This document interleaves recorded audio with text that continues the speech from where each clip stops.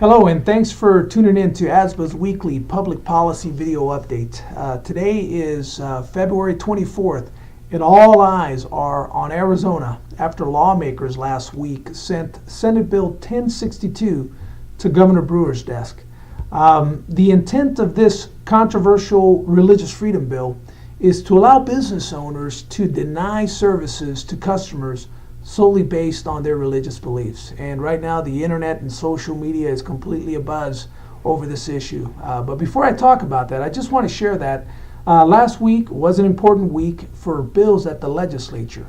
It was the last week when bills that have been introduced had to be heard in their house of origin in order for them to continue through the legislative process. Those bills that have been introduced and have not been heard in a committee, you can consider that bill dead.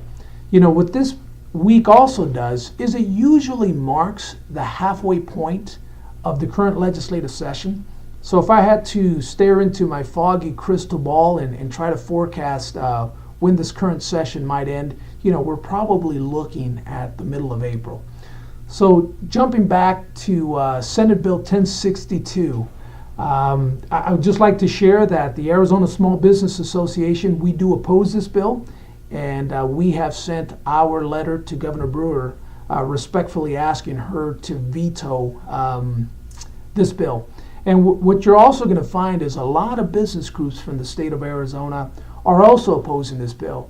And a lot of the reasons that you're going to hear is a lot of the concerns they have about the negative impact that this bill will have on Arizona from a perception, from a tourism, from an economic development point of view. It could be very similar to what the SB 1070 and the impact that it made on the state of Arizona. And we agree with those concerns. We share them as well. But really the primary reason we decided to oppose this bill, and really our biggest concern, is that although this bill is intended to protect religious freedom, we believe that it would unintentionally expose private sector businesses and their owners to liability by allowing employees to exercise their own religious beliefs, really at the expense of a business. So the way we see it is that Senate Bill 1062 would shift the balance of control and power of a business from the business owner and operator and on to employees who can decide for themselves to refuse someone's business solely based on their own personal religious convictions.